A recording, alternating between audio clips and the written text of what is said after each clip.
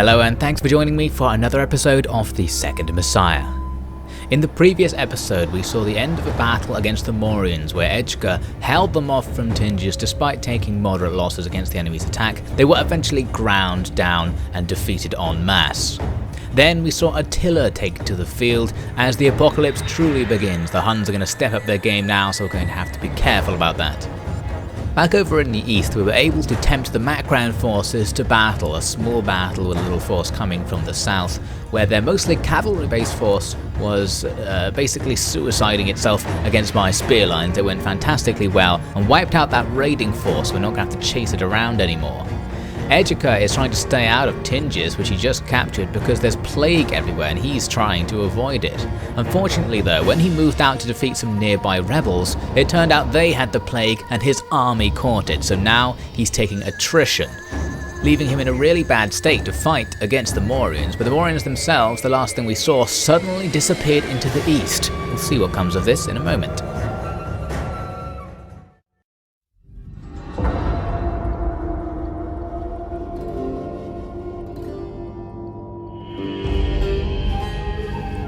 We can't just stay here.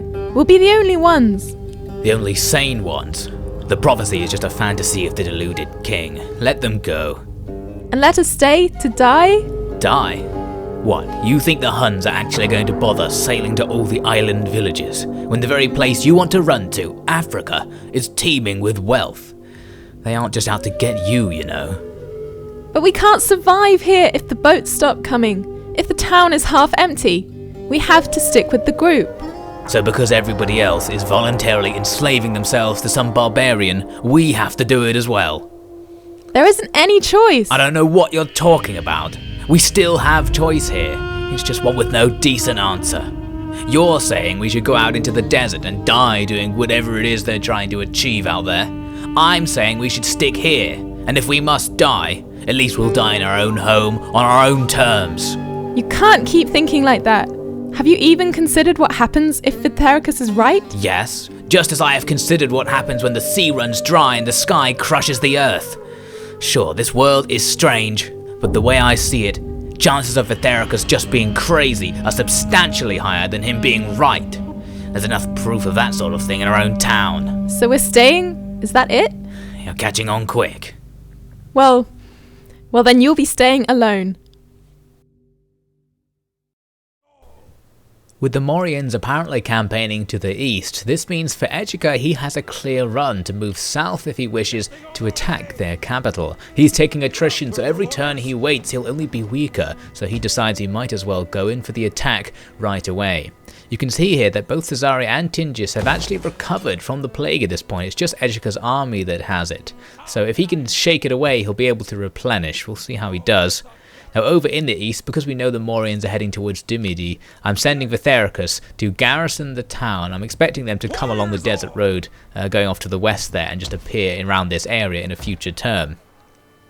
Back over in Hun land, you can see the Illyrians have recently lost battles. They've got some dead armies around and some dead settlements. They're not in ideal shape, and we can see on the diplomacy map that the Huns' main force has moved from their spawn point towards us. So that's probably Attila creeping this way. We probably don't have too long until he arrives. Curiously, I noticed the Eastern Roman Empire on the verge of defeat, and they actually were willing to take peace, though I didn't make such an arrangement. Now I realised I could use Amalric to try and find those Maurians. He heads down the road and luckily enough finds them right on the edge of his movement range. The two stacks appear to have moved about halfway between their capital and Dimidi, but they can't reach Dimidi this turn, meaning there's at least 2 turns before they'll arrive. We'll see what they do. Now the Maurians make an incredibly cheeky move. The navy that they had stationed at their capital sneaks around Egica to attack Tingis. We have pretty much nothing to defend against them, and you can see this navy has 4 artillery ships, formidable force. The garrison inside the town is almost dead as a result of the plague, so all we really have is these 2 boats. I decided that it probably wasn't going to be worth actually fighting this one. There was a chance, of course, I could defeat their general, but it's only a level 2 one, or perhaps take out a couple of ships with me, especially if they decided to land some of their crews, but I thought it probably wasn't worth the time, so I allowed my fleet to be defeated. Luckily, this force isn't actually going to capture the town, it's only going to sack it, so it's still going to have Tingis, and it was already in pretty bad condition, so it's not making a huge difference there. The Maurians do continue their attack, moving towards Dimidi. They can't reach it now, but next turn they'll be able to attack if they wish. Tingis, as you can see here, has actually caught plague again. I think they might have technically caught it off Egica. I don't know if the naval force attacking had the plague. I don't think they do. So it's managed to spread back, the situation with Tingis getting even worse. But of course, now that that navy's there, now we know there's absolutely nothing in the enemy's capital, because all it had was that navy garrisoned in the port. So, Egica's remaining forces can push south, and indeed there's nothing there to stop him coming in and taking the town. Balance march pretty far in our favour, even with our army really injured like this, so I'm going to go and use a protective stance. I really want to minimise casualties. Unfortunately, we still lose a regiment, only a mercenary regiment though, so not the end of the world there. They've captured the settlement, and that is the final settlement in Africa captured. It also succeeded a mission for me, which spreads Aryan Christianity even faster, which is perfect for Vithericus' plan to convert Africa, to bring more power to his lord. So, I think we are now extremely close to actually succeeding in the prophecy, or at least meeting the conditions.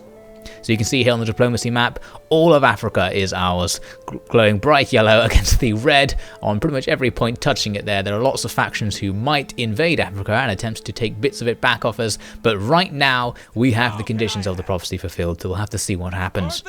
I've also now finished preparing forces to defend against the Huns. I've got 2 stacks, one a special anti-Hun stack and another Guylemir's regular army to act as backup and leadership in this area, so hopefully we can stop the Huns getting into Italy. The Huns themselves wipe out the surviving Illyrians and seem to just move really slightly towards us. I think they might be waiting for reinforcements there before they make a more bold move. The Maurians indeed start that siege at Dimidi, but they don't go into an attack. They realise with Vithericus inside that I've actually got a pretty powerful position there, so they're going to try and siege me out, but I'm going to use that to my advantage, of course, because that gives me more time to prepare. Their fleet, handily for me, didn't attack Tingis there again. I thought it might. It actually just sailed around, perhaps going for Caesarea. And now the Italians, who we have under siege at Palma, offer me a peace treaty. They're going to give me a tiny bit of money as well, but it's not really worth it considering I have a lot of money, and I'd rather just have the threat of the Italians wiped out. I don't trust them to sit there on that island and not get up to no good. So in the end, I decided to reject the deal, especially seeing that they wouldn't be my tributary state, which I probably would have accepted. So, moving on, we can see more bad news. The plague has spread south, so now it's pretty much everywhere where Egica is. He's going to have to work very hard to escape from that plague. I might have to abandon the area entirely just to try and give him a chance to recover. The Maurians are indeed laying siege to Dimidi. That's not going to be a huge issue, as I said, because I can reinforce that position in a moment. You can also see there's a rebellion right next to Egica. I was a bit worried about leaving that rebellion to get stronger, so with Egica's army in its weakened position, he might actually struggle to overcome them, but I'm going to see what I can do, and we'll let them have at least one turn of building up new forces. And on the subject of building up new forces, I'm going to quickly recruit an army at Caesarea. This way, if the Maurian fleet attacks, I'll have more defenders, and if they don't, I can move this army south to relieve the siege at Dimidi. Brother Egica, Prince Egica, the man has done his lord proud. Through the test of disease he fights, but still has remained faithful to his king and creator. Africa is ours. Oh Lord, do you see what we have done? Do you hear the unending prayers of your uncountable followers? We have made good on our word. I have delivered to you the lands you wish to make anew. There are still trials ahead, but no trial will match those already bested. Lord, now we shall wait and focus all our efforts on keeping our people alive while you enact your grand strategy. Let the world be rent in two. Let the believers rise above all others, and let your son see the virtues of his father in person. I wanted to have a little look at the situation in Palma, which you might remember has been under siege for a long time at the hands of Widimir, Vithericus' son. You can see the balance bar has gone quite far in our favour. The enemy have lost about half their forces due to attrition, but because I was feeling a little bit lazy, I didn't actually make the attack yet and just continued the siege. Now moving on, the Maurians abandon their siege at Dimidi and move west, and their fleet curiously moves right for Palma, moving in really close. A very interesting move. So it looks like that's going to force my hand over there, because I don't want to have to face their fleet and the Romans. We see Macran forces sneaking in towards Alexandria back there in eastern Africa, and then Pontus, for some unknown reason, ends their military alliance with me. Hopefully that won't have any consequences. In the next turn we learn that one of the two Amalrics has died. This was the one who was in Iberia, the one who's less useful for me, but still a shame. And we're now also ready to prepare our final defensive position against the Huns. You can see that because of climate change, northern Italia has winter attrition, so we're going to have to dodge the snowy areas and set up on this side of the town. So I'm going to fortify basically on the edge of this territory and see what the Huns do. I've got my 2 armies ready, and the town's garrison will help me out in battle. We can see 3 Hun armies on the way in, but we don't know if they're intending to attack me or just pass through and attack someone further west. And the Illyrians are basically just hiding down there in their core regions. I don't think they're going to help out anymore. Now, the rebel army, back with Egica, had grown a little bit larger, so I decided to make an attack, but I wasn't satisfied with the balance bar. It wasn't very far in my favour. You can see Egica's men are at about half strength. They've lost a lot of their troops, and also because they have plague, it gives them some debuffs in battle as well. I decided I would merge up a couple of the similar units and hire all the mercenaries I could to make this army as strong as I could make it. When I return, the balance bar is more far in our favour, and I'm more happy with how it looks, so I decide this is a satisfactory situation to go for an auto-resolve in. You'll see though that I think I make a bad decision in this auto-resolve about picking the stance. The enemy's army, as I was looking at it, didn't really appear to have much of a ranged component. It has an onager and some slingers and I think some jav-cav, but I definitely have more of those same units, so I thought I'll take a protective stance to save my men, but apparently that was the wrong choice, because I actually lose the auto-resolve despite a massive advantage on the balance bar. A valiant defeat, meaning we took a lot of the rebels with us, but because they don't have plague, they're just going to rebuild their forces, and mine, I can't do anything about it. Those lost men I can't get back. So Egica is actually in trouble here. I put him in the town to maximise his defensive abilities, but he's still going to be taking attrition and probably spreading plague back and forth between his army and the town. I realised I really need to actually get guys over there to save Egica. He could actually be killed in this situation. The only problem for me is that those Maurian forces are a real thorn in my side because I don't know where they're going to go. I'm going to have to allow them a chance to move back south and attack Dimidi so that my forces can move along the northern road. If they moved straight west towards Egica's position directly, they would take desert attrition all the way and would take heavy losses, so I have to take this longer route and risk the Maurians going back south. But that's a risk I'm going to have to take, otherwise Egica could be in huge trouble. So I prepared 2 armies to start moving out, and we'll see what happens. And back on Palma, I realised that my hand is indeed being forced. If I don't attack now, the Maurians might come in with their fleet and destroy mine, which would make things harder for me. So I might as well actually attempt a siege assault. We have an advantage. The enemy's army is really battered from the attrition, meaning it shouldn't be all that strong, but actually it had more power on the balance bar than I thought it would, considering it's at almost half strength. But let's see what we can do anyway. I formed out outside the town in battle formation, ready to receive the enemy, as I expected them to attack me due to me having a ranged advantage, and the onagers, they probably wouldn't sit there and let me fire at them, and if they did, that's all the better. The enemy's ships deploy right next to my flank, which is a bit dangerous, but luckily my ships coming in as reinforcements are going to be able to distract them quite rapidly. Now, as I thought, the enemy quickly rush out of the town. They're not going to defend their positions, which is useful for me. I think the enemy will be weaker in an open field position than they will in the town. I've got missile units at the front ready to fire at them as they come into range, and my onagers currently messing up my own formation. I ordered them to turn and fire at the enemy's ships, hoping I might be able to sink one of them before they landed those forces, but they messed it up a little bit. A couple of them managed to fire in the end, but they were unable to actually hit the enemy. And the enemy actually here weren't landing, they just came right up to the beach with these missile units and started firing into my flanks. I had missile units of my own set up on those flanks, thinking the enemy were going to land so I could just pelt them while they were getting off the boats. But now they're going to have to fight at the enemy on the boats, which will be a little bit harder. My main line at the front of the army is starting to fire in the vague direction of the enemy as they form up in front of me ready to make their attack. I've got a slightly broken spear line behind them because of some impassable terrain. I think a big boulder was messing things up, which I probably didn't realise.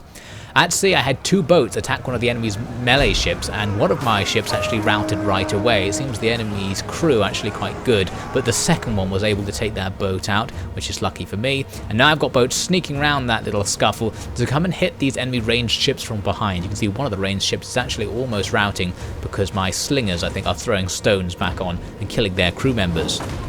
The enemy's main spear line, which is basically all combat-intensive spears, is now making its attack. They also make a sudden cavalry attack with light cavalry right towards the centre. I didn't really expect this. I tried to pull back crossbowmen who I had out front, and they only just get behind my spear line in time. And I think because some of them are still in amongst those spears as the cavalry hit, it still kills them. The impact is still able to take out about half of that regiment, I seem to believe. Not very good. But at least those cavalry will now be defeated because we forced them to fight with spears. The enemy's missile ships are gone. We successfully boarded and taken them out, and we also rammed another one so that it sunk. So now we've got control of the sea there.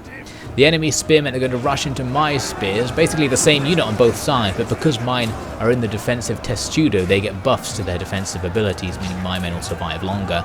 The only annoying part of the battle was here, where they moved this little unit of spears to outflank me, driving away all of those missile troops I had covering the beach, and I realised I needed to send Widimir over with his troops to actually fight those spears, because I didn't have a melee reserve ready. On the flip side, right on the other side of the battlefield, things are going really far in my favour, as I managed to get some falksmen to attack in the rear the enemy's general, who appeared to be doing some crazy flank attack of his own.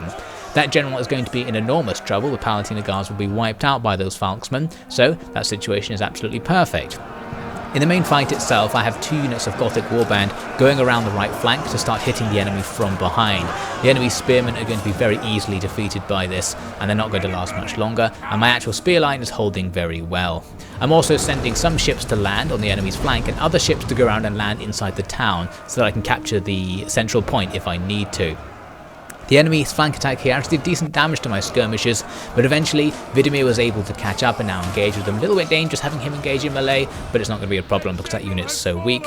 And as you can see here, the enemy's general is killed by my falksmen, so now it's really just a case of surrounding and attacking all of these Comitatensis spears in the centre, and because they're going to have their morale shocked, a couple of attacks will just rout them all. So as my Gothic Warband here come in behind, they absolutely slaughter the enemies already routing. Now they can hit the enemy, so I think you'll believe me when I say it didn't take much longer to just wipe out all of those remaining enemy spear units still in the battle. The Gothic Warband doing the majority of the killing here, making massive flank and rear attacks that resulted in a decisive victory for Widimir's force, as the enemy have been totally wiped out. The town was taken relatively easily, only minor casualties, mostly in the units that were attacked by the enemy's flank attack on my left, but overall the town is ours, and Widimir, importantly, is now going to be free to move. Well, that was easy. Why was Father going on about not attacking a fortified position? We could have done all this last year and been off to achieve even more. He's getting old, I guess. Or maybe he doesn't want to put me in danger. Foolishness. How am I meant to become king if I haven't proved myself as a warrior? Father no doubt thinks there won't be room for that in the new world. He has gone rather soft recently. But I'm not taking any chances. In the here and now, there are people who need killing, for glory and for our safety. And I'll be damned if Egica gets to be the one picking up all the business. Let's clear up this mess and go bail him out.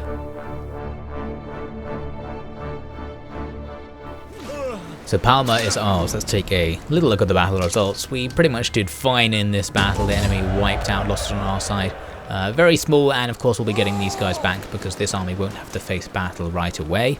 Now I was considering actually subjugating this place and just not actually having to occupy it and have to deal with administering it, but I remembered at the last second that this place is part of the same province as Carolis, the other island that we own. So having this will make it easier to manage Carolis, which has had some rebellions as we've seen in the past. So I am going to occupy it. We've got some stuff to repair and some buildings to convert, but it should be pretty easy to take this place under control, especially because Carolis is already under control, so Widimir should be able to move away in the very near future.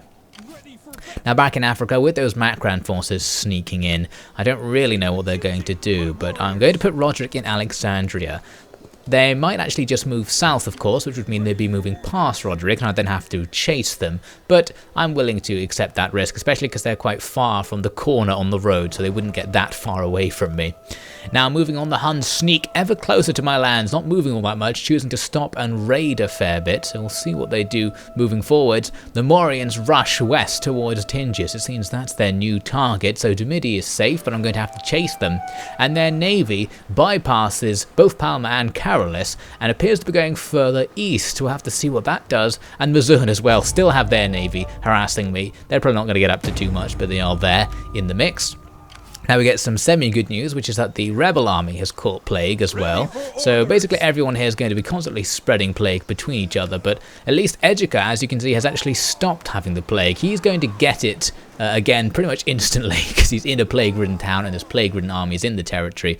But at least that means he's a little bit closer to safety, and you can see just there I was giving him some extra mercenaries to buff him up.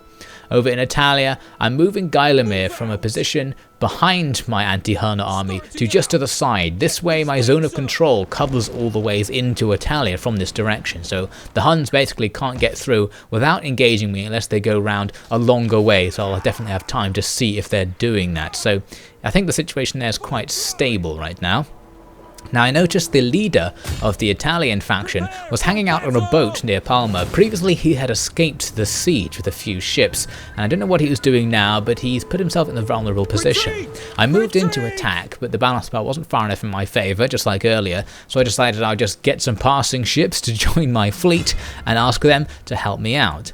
With them on board, I attack again, and the Italians flee south. A terrible move from them, because they flee right into the docks of Caesarea, meaning the garrison fleet will now come out to fight them, as well as my main fleet. We have a gigantic advantage. I choose to use an aggressive stance, hoping to negate the power of the onager ship they have. We actually take decent losses in this fight, but it's not a huge deal because we don't necessarily need this fleet to be in good condition. I'll take on some of the crew we captured to replenish them, and now they can get rid of their mercenary force as well to save some money. And we saw just there, that means Attila has finally been defeated. That's one less enemy for the Ostrogoths. Now with the Maurians heading west, I need to head west too. Vithericus rushes west from Caesarea up to a river crossing. He can move a little bit further, but I'm going to stop him there. The reinforcement army, which was going to just follow Vithericus, I decided instead to move it east. This is because of the Maurian fleet. I thought it could attack Carthage, for example, so having an army over there might turn out to be useful. For Vithericus, I'm going to leave him on the river crossing just in case the Maurians turn back, because if they attack him with both of their armies, he'll need that river to enhance his defensive capabilities. And the reinforcement army is going to have to be recruited into a full-fledged army to guarantee our safety over here. People of New Eden, hear my words. I have looked into our holy scriptures and can say with great confidence that Vithericus is not the Messiah. I know many of you have been seduced into his cult and may believe me to be a fool, but how many of you have ever read the verses of our divine Bible that tell of the second coming of Christ? Did you not read the warnings of false prophets? Would he make his followers kill for him, when in the book of Revelation it says he shall only need his words to wipe out his foes? Many of those Vithericus massacres are our own fellow brothers in Christ. I call on you to go forth with the knowledge of the truth and overthrow this tyrant king. From Alexandria, I decided to move Roderick east. We saw earlier there was an enemy army hanging around on our border. I wanted to go over to see if it was still just over the border. We can't see it here, but I decided Roderick might as well hang out here just in case it comes back, just to stop it getting into our territory. We don't want another situation where the enemy starts running up and down the Nile and we have to chase them, so hopefully I can cut them off early if it happens again. Now way over on the other side of Africa, that rebel army is still building itself up, luckily taking some attrition from the plague, so a lot of its units are damaged. We need Egica to take those rebels out, and luckily Egica actually doesn't have plague anymore. His army doesn't have plague, I should say, and because the rebel army does, that means it has a bunch of combat penalties and we won't. Plus our army is bigger than theirs because we've hired a bunch of mercenaries, so overall the balance bar goes really far in our favour, which is great. I was worried we might have another situation where actually it's a really close call against these guys. So our army does have tons of really depleted regiments, which is dangerous to have in an auto-resolve because the game might just delete them off the face of the earth. But luckily enough it goes okay. We don't really take any losses taking out the entire rebel army, and the garrison back there from the town helped us out. We can take on a few warriors. We might have even made a profit in troops by taking on warriors there. Some of the units look a bit stronger than they were before. So the situation is somewhat stable. We've still got disease and the Maurians are still there, so we still have a little bit of an annoying situation to clear up. But with the rebels gone, Egica is now free to move around, and he should be able to start replenishing troops if one of the towns can at least shake off the plague, as he has managed to do. The Maurians are going to obviously step in at some point and cause an issue, or actually they won't, as you'll see in a little bit. Now, moving on, we get an attack by the Sassanid Empire. Suddenly, the Sassanids come out of the fog of war and attack Roderick. This is actually the point up to which I filmed before my SSD died. Sorry, if you watch some of my news videos on my channel, I explain what happened there. But basically, this is all the footage I had, and I was thinking about ending this series here. But actually, I decided to try and create a parallel universe save, where I played back to the same point, essentially, using some hacks to make it go really fast, from back from 404 AD, I think it was. And I actually managed to play back to a really similar situation. So we're now going to zoom into a parallel universe. This is only one turn before the turn we were on just now. And the Sassanids are also attacking, this time with 2 armies, but we also have 2 armies because I had Roderick backed up by a reinforcement army, and that reinforcement army is the one that's being attacked here. So we're still going to see this gigantic battle to hold off the Sassanids, and actually, as it turns out, there are plenty more Sassanid armies coming in after this one, so we're going to continue the series a little bit longer just to cover this war with the Sassanids. The war with the Huns and the Maurians did not occur in the same way in this parallel universe. The Huns destroyed their way down to Verona and then left before I could engage them in battle, and the Maurians were wiped out simply when I made my assault in the first place. So things will be a bit different. I'm going to explain it all in the next episode, as well as having this gigantic battle, and you'll see right after this battle the Sassanids have plenty more where this came from. The new objective of the game will be for Vithericus to just move to the source of the Nile once again, to cause the Lord to bring about the Great Schism. Once that happens, this series will come to an end and we'll start a new one. But before all of that, I'll wish you a good week, and I'll see you next time.